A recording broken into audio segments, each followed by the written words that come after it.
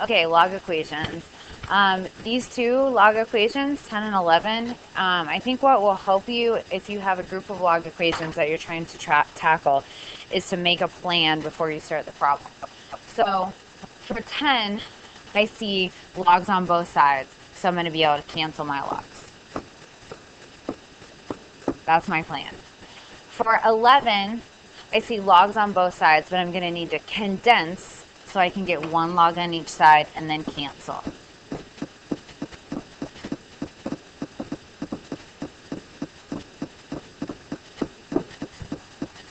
Let's look at 12 and 13 as well, just to make a plan. 12, again, I have logarithms on both sides, so I can condense and then cancel.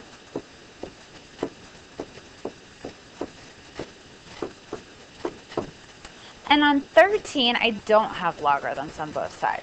So since I have that 2, that's kind of like the odd man out there, I'm going to have to condense and then use the exponential. You knew that was coming somewhere.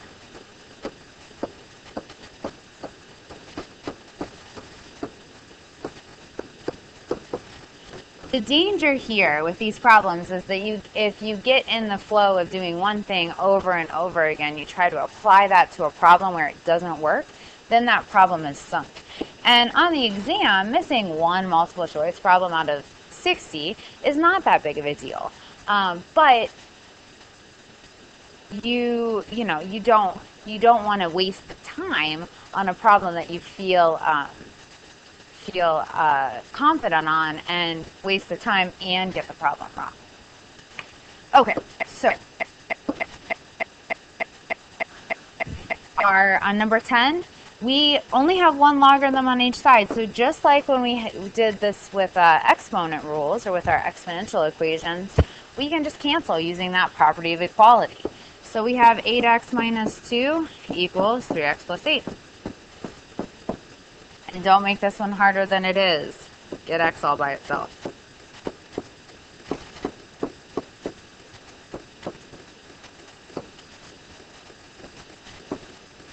So 5x equals 10, x equals 2.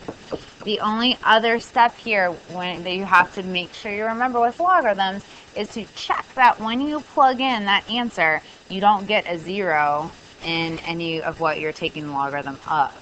So if I put a 2 in here, I get 16 minus 2, that's a positive number. If I put a 2 in here, next I get 6 plus 8, that's a positive number. So my solution is good. You're more likely to have an extraneous solution if you have a squared.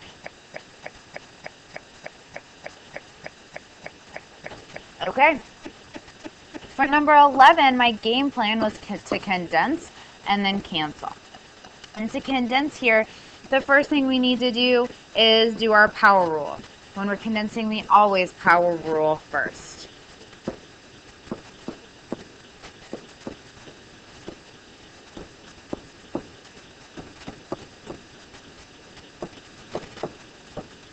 Okay, power rule, and now we can do quotient rule. Subtraction means divide.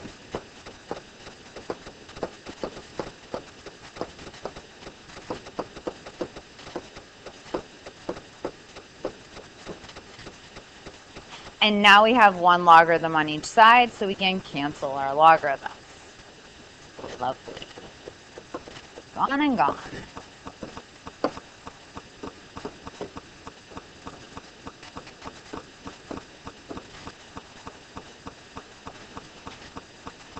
Multiply your 3 over.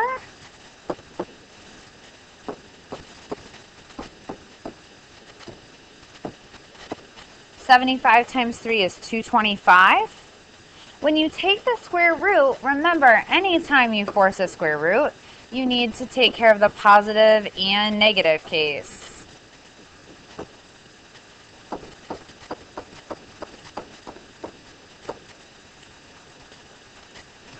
But can we take the log of negative 15? The answer is no. And you can plug that in if you're not sure. So our one solution here is positive 15. Another way to solve this would have been to bring your 225 over onto the same side as your x squared and then factor with the difference of squares. Just make sure you are good about remembering this plus minus, even though it didn't come into play here, you know, we only used the positive case, it could come into play on a different problem.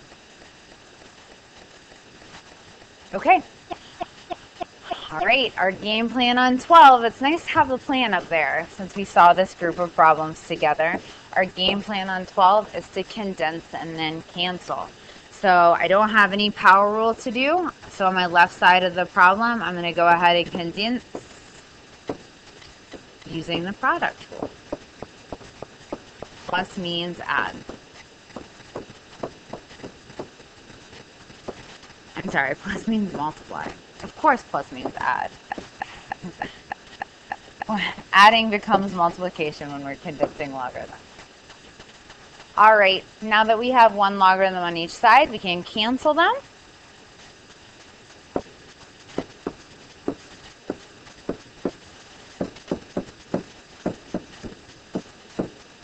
Do not be tempted to go ahead and find solutions now. You need to multiply out your two binomials on the left side of your equation and bring your 44 over and factor. We can't find solutions that equal to 44. We can only find solutions that equal to 0. So when I multiply this out, y squared, 1y, middle terms, negative 6y, negative 6. Combine my middle terms and subtract over my 44.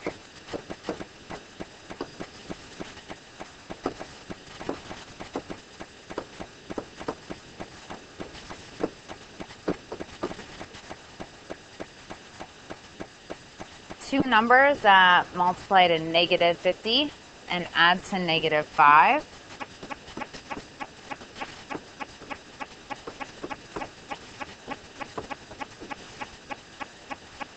Negative 10 and positive 5. If any of these steps are too quick for you, remember you have a pause button and you should use it. Absolutely, positively. I know we haven't talked about using videos a ton in class this year in honors, but that is a great way, you know, get a couple steps ahead and then watch the video to double check your steps. Okay, positive 10, negative 5. Let's look at our original problem.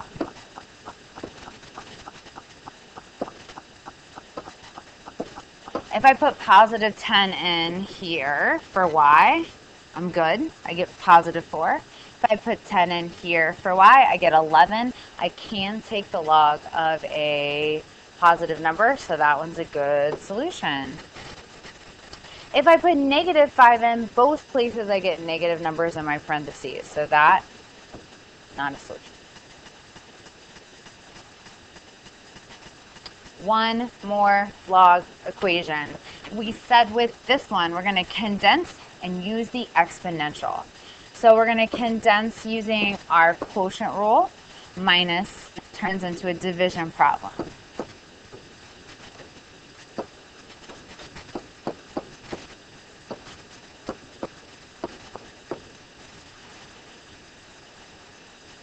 And now we're going to use the exponential. So remember, when we're using the exponential, this guy is our base. On the other side of the equal sign is our exponent. And this middle business, this middle mess is what we're equal to. 3 squared equals 3x plus 10 over x.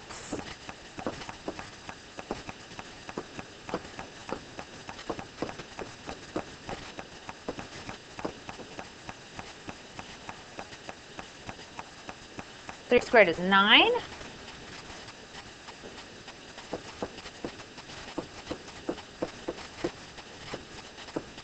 going to multiply both sides by x so I can get all my terms kind of on the same level. Get rid of that fraction.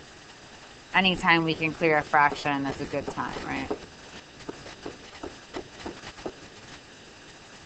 Subtract over your 3x.